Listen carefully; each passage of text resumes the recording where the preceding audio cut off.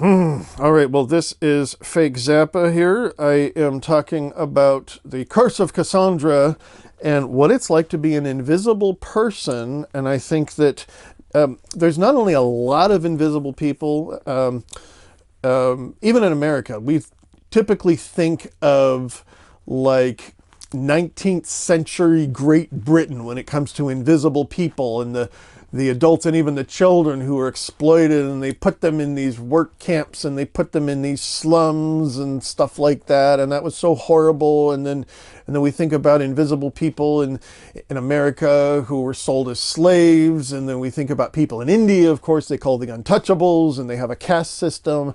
It's just that what happens in America is our invisible people are literally seen. They are literally heard. And in a lot of ways, they are acknowledged, like, well, hi, how you doing? Good to see you. I love you. Let's hook up. Let's, make dinner and blah, blah, blah, and all that kind of stuff. I mean, it's sort of like, I'm pretending to see you. I'm pretending to acknowledge you. I really want to encourage you about your work. Please keep doing your art. Please keep doing your music. Do your blah, blah, blah, and all this kind of stuff. And poof, they're gone. Just as long as they keep you a secret is what happens when you're invisible. They won't tell anybody about what you're doing, no matter what you do. And unfortunately, though, I was talking about the terrible twos. And the terrible twos is something that I've never really heard a good explanation from what I would call like a spiritual type perspective. And what I mean by that is like, what's going on in the invisible? What's going on with the flow of chi, the flow of energy when it comes to that? So I want to get to a little something here. It's back when I was recognized.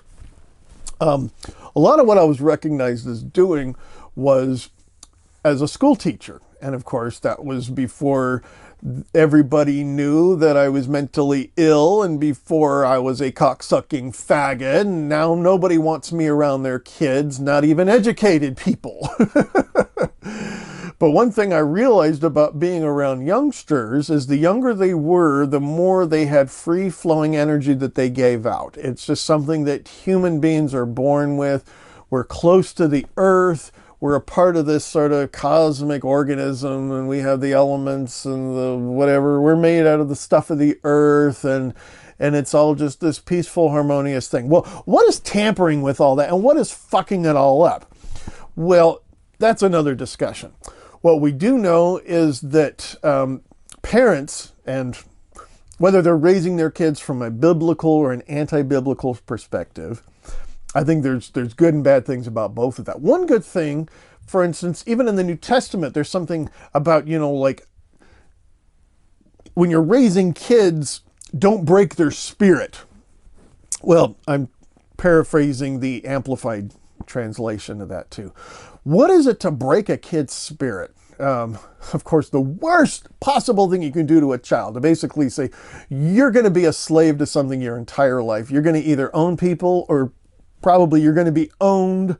You are going to have this thing in you, like a PICC line, like a central line, where there's going to be stuff put in you and stuff taken out of you whenever they want to. You're going to be a part of this civilization and society and system and whatever like that. Is sexual abuse is the primary thing. Of course, violent abuse, and then there's psychological, spiritual abuse, and all types of abuse. The worse the abuse, and of course, if there's a whole bunch or all of those types of abuse, some of us have experienced all of those types of abuse before. Although there's been very little violence, and I can't think of a time when anybody's ever laid a hand on me. It's just that it's really weird to think of somebody who has never really been officially beat up and who has more scars than a lot of people who have been beat up. And so what happens with these children is they just give. They give. And of course, they're very needy too. But when they're ignored and they're not allowed to give, and they don't get their needs met, they don't feel safe, they don't feel like they even exist, then their only choice is to scream and yell and to freak out all the time.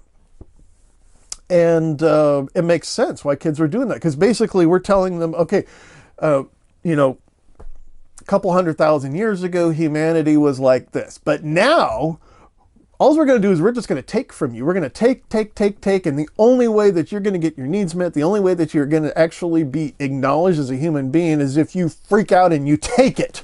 You take it by force. So it's almost like, okay, you want to be visible, you have to be bad. And if you're not lucky or privileged, or if you don't have somebody who cares enough to recognize something that you have to offer, you're going to have to do something bad, or you're going to have to compromise your ethics, your integrity. You're going to have to take from somebody. And that's what we teach a baby. And after 2 years of that, they're going to be like, fuck it. Or if you're like me, where I was just like under so much mind control that I really didn't have a choice. I had to shut up.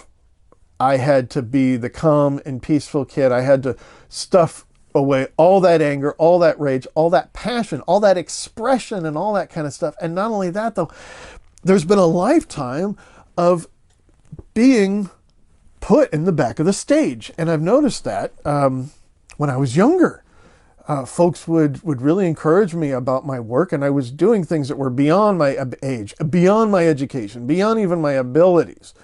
And folks knew that, they saw it. And at the same time, though, when a child has the curse of invisibility, there's this weird thing. It's like, oh my God, this child is like, oh my God, it's so great. But we don't like him.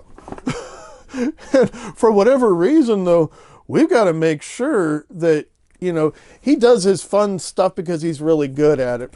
But make sure that not too many people get to see it, because we don't know what's going to happen if that person gets seen, because for whatever reason, we just don't like that person. We don't know why.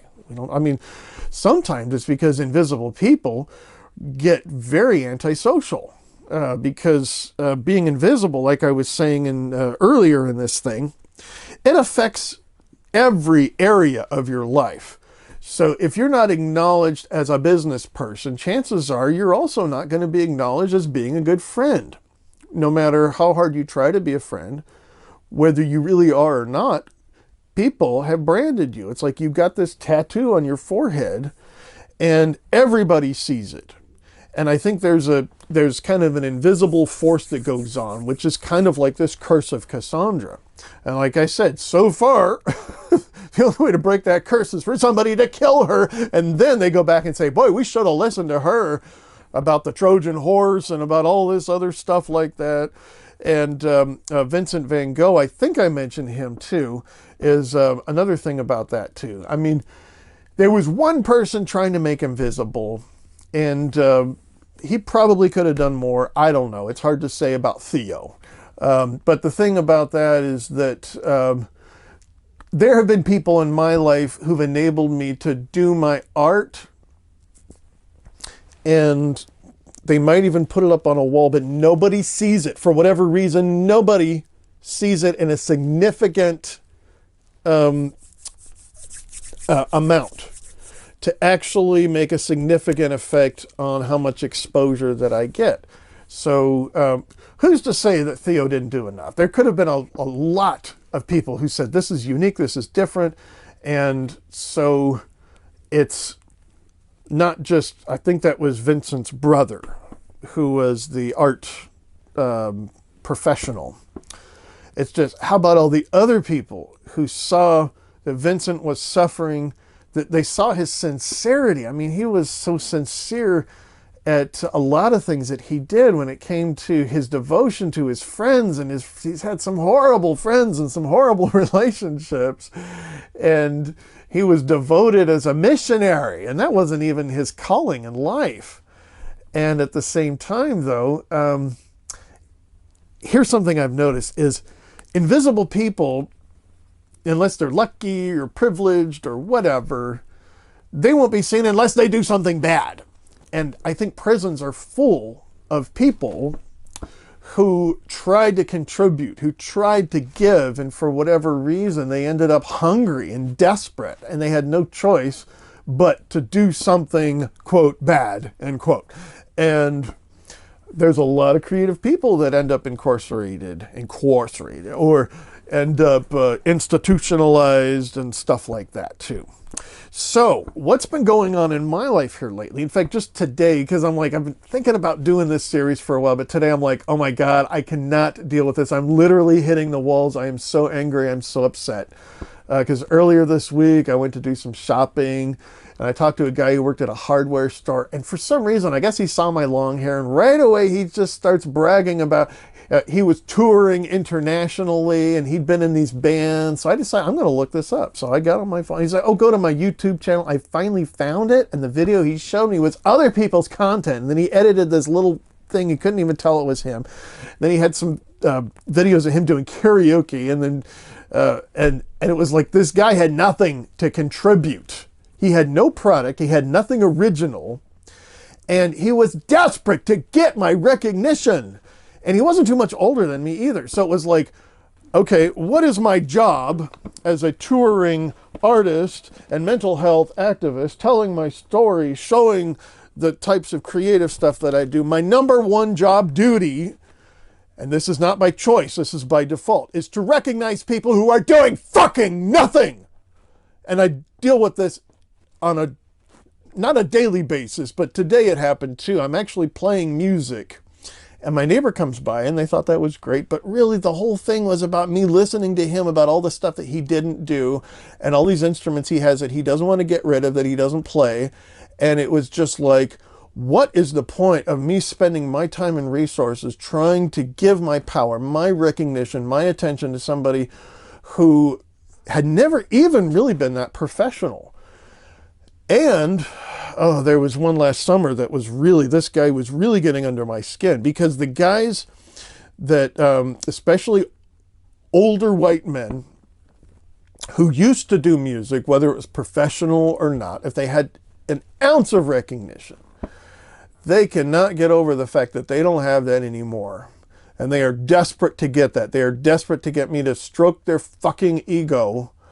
And they're miserable. They're in a dead-end job. They're working retail or at an RV park or whatever it is, or they're retired, and they've given up on their dream in a way that doesn't necessarily empower others who are doing the work, fighting the fight, taking risks, exhausting our resources and time and effort, trying to be seen and heard. And at the same time, those guys make a choice, and they chose to undermine my mental health, to undermine my work, to waste my time, to get me to give them something that they don't need, that they don't deserve, and refuse to get me what I need and what I deserve. And this happens in every place that I go, just about, unless I'm passing through Tennessee without stopping. But every time people look at my signs that say fake Zappa for president or whatever and stuff like that, just in the last couple months, and we're talking all the way down from the tip of Texas to here. When it comes to me being fake Zappa, there was a guy at the beach way down south. For some reason, he wanted to talk about my bare feet. There was another guy, even today, wanted to talk about my hat. And then earlier this week, somebody wanted to talk about my nose. They will see anything just as long as they don't see what I really do, what I've really suffered, what I've really survived, what I do that is beyond somebody who has no really formal education when it comes to some of the creative stuff that I do. When it comes to somebody who lives with chronic illness, who is on disability, these are things that people like to see. But what happens is we are so accustomed to the numbers game with social media that we will see something because a million people have seen this piece of shit that is useless and worthless, and it might have a little bit of value, but typically the person who's getting the attention had nothing or little to do with it. And another one of my job titles, and this is something I was seeing in a video from like almost 3 years ago, and I'm like, holy shit, it's still happening. If I would have known that I would have gone through another 3 years of that, I would have killed myself. Seriously, that's how miserable it makes me. When I'm like, this is what I have striven for. Striven, is that a word? Strived? Something like that. For all these years, I have suffered tremendously. I've invested thousands of dollars, thousands of hours to do these things in order to be ignored. And then I'm told in these same conversations, oh, you remind me of Joe Blow, and he's famous and he's popular. You really need to see his YouTube channel. You really need to see that. And then they start giving me advice. You know what you need to do? You need to do comedy. You need to get a YouTube channel. You need to do this and that and this and that. And it's like they really can't see me. They have no idea that I not only do all those things, and then they give me advice of things that don't work. And it's typically advice about I need to be more conventional, or I need to change my product, but it has nothing to do with, you need to be seen. And that would be really interesting advice. Yes, I do need to be seen. Can you help me to do that? Oh, no, I can't do that. No, I just can't. I'll pay you to do it. No, that would be unethical. Really? They do it all the time. It's called public relations. Oh, why don't you hire a public relations company? I'm invisible.